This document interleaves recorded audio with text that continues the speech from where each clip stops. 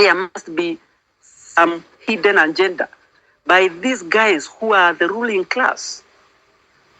That is what exactly happened again in 2013. 2013, the same guy who was fronted by Moi, Uhuru Kenyatta, plus the Moi remnant in the name of Ruto took over. But remember, there was some other guys who are used to split votes, and that was Mudavadi. Mudavadi was again Moi's remnant.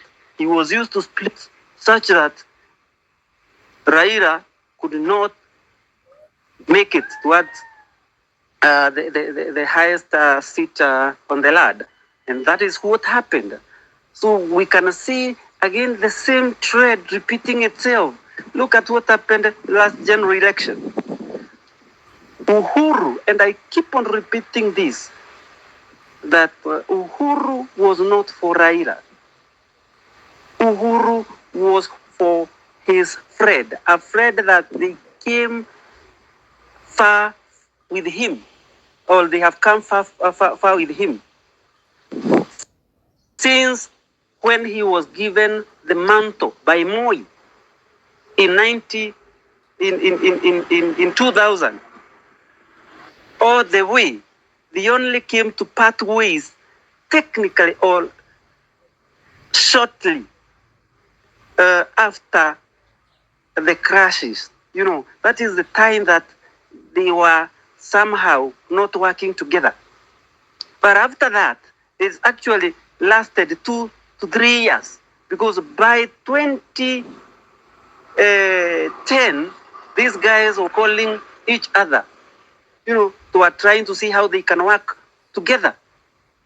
And that is why they joined hard 2013, and you know, mysteriously, or I don't know where they stole, he became the president, and Ruto became his deputy. So again, 2022, Uhuru pretended that he was fighting Ruto. Now I'm telling you, you guys, unless you understand politics, you stop following individuals. I told you just the other day here, when I was talking about where were people applauding Uhuru in Embu. That is my home county. Why were they applauding? What has he done? It's just 2 years when he was telling them, or when he was humiliating them, doing nothing. Yes, economically, they were suppressed. Everybody was crying. Then you just go and start shouting Igwe and applauding him. Mnasema aliwaambia. Aliwaambia nini? My friend, hakuna kitu aliwaambia. It was just an escapist statement that sasa kama saa hii, they are now, we saw them yesterday, they are now greeting one another. So they are creating a perception that because they were fighting, or they appeared to have been fighting between 2018 to 2022, then Ruto has made an attempt to now reach out to his purported enemy, in quotes. You know, that is the intention. Politics is about propaganda, perception, and, you know, creating narratives that are either genuine or ingenuine. And this is what they did. Uhuru was making Kenyans to run away from him and Raila. And I will repeat it again. You know, I talked about Kibaki is the one who messed in 2022, 2013, in 2002, because if he wanted to hold Moi accountable, he could not have said that let Moi retire in peace. I had talked about this one in some of these spaces.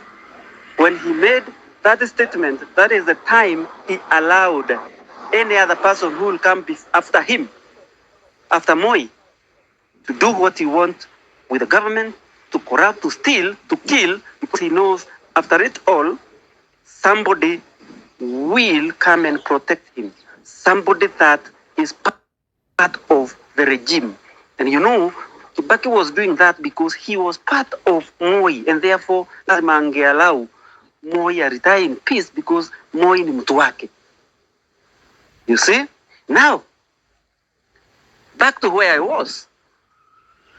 Uhuru made you Kenyans must run away from him by making sure that the life of common Kenya or common man was unbearable.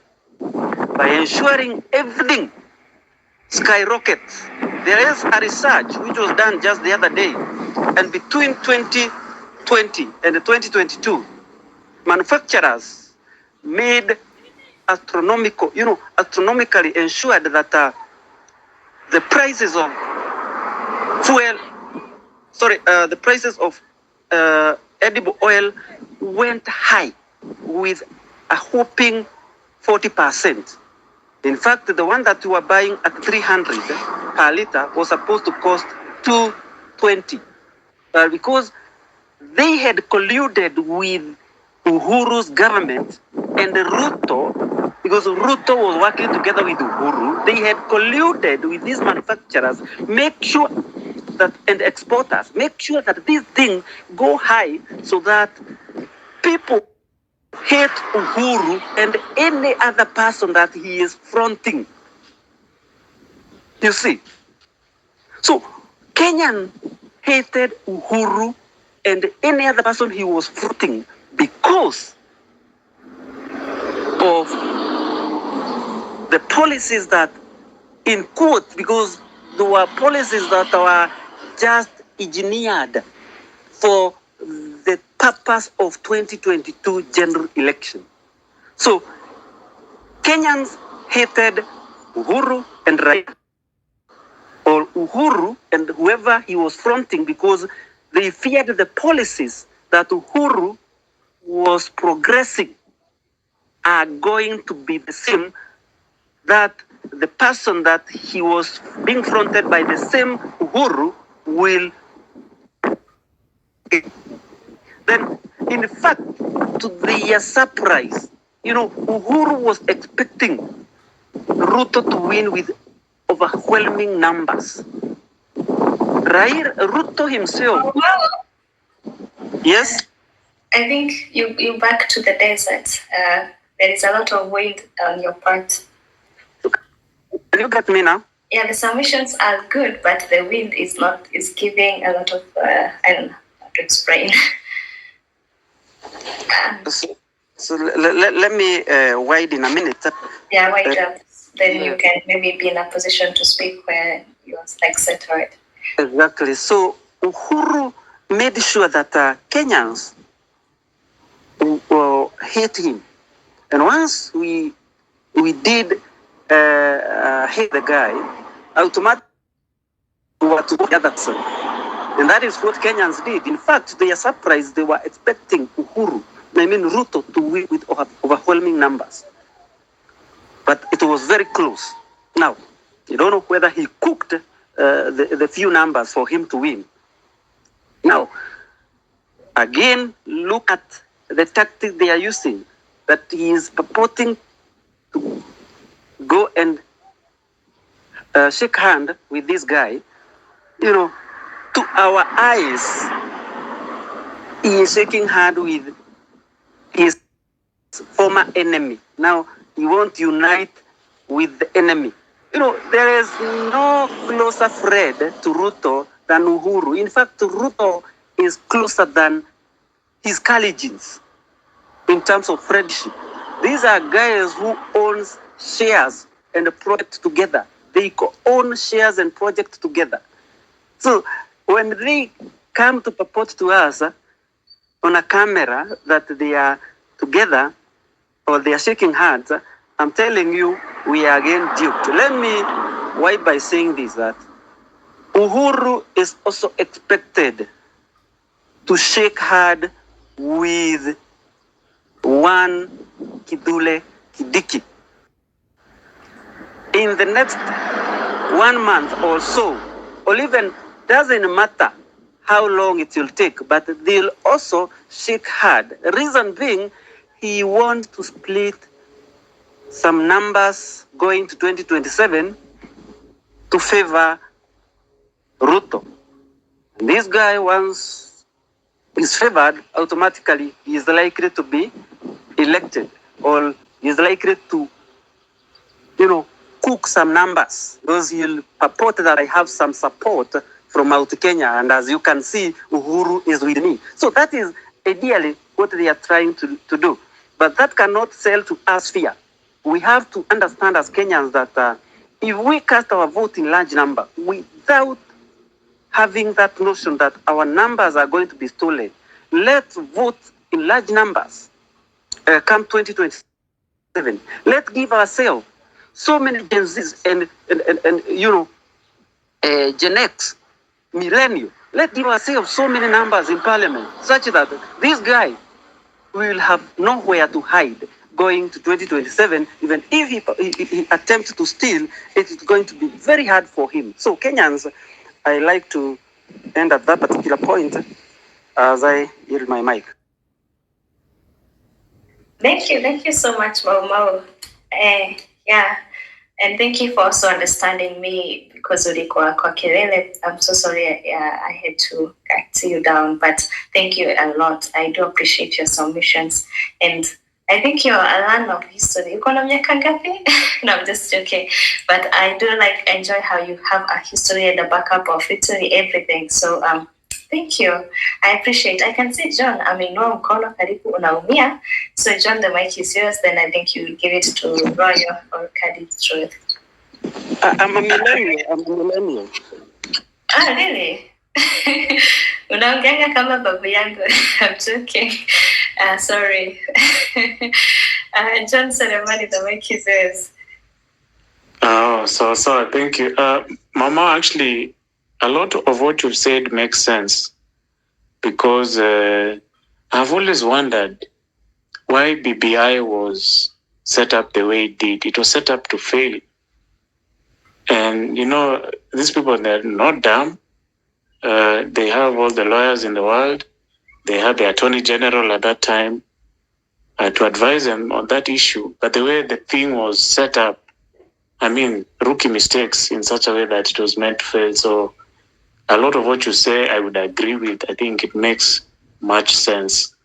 We will circle back to that. Let's just try and get initial thoughts from the rest of the speakers. Then we'll move through the meat of the conversation. Candid Truth. Good afternoon. Good afternoon. How are you? I am good. Thank you for giving me the mic. Good afternoon, Wanjiro. Well, I appreciate this conversation. Can you hear me?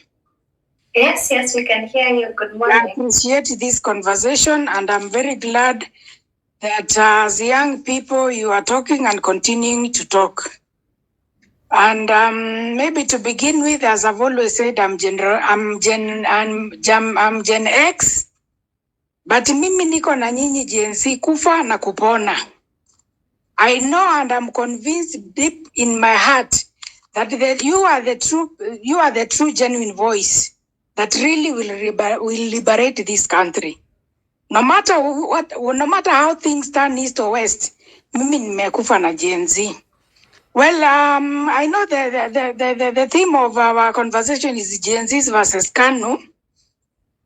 And maybe I may not be able to say much about KANU, though I lived through the KANU days, because I really hated politics. From the word go, from the time I was a young girl, I hated politics. But it's only recently when you Gen Zs rose up, that's where I started developing interest in politics.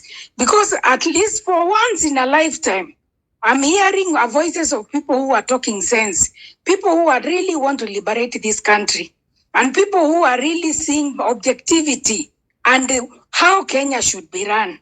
That is why I've developed a lot of interest. And I'm really feeling very bad because of this move that Uhuru has taken. But I'm not surprised. Honestly, I'm not surprised. I saw this coming because these people, they all speak the same language.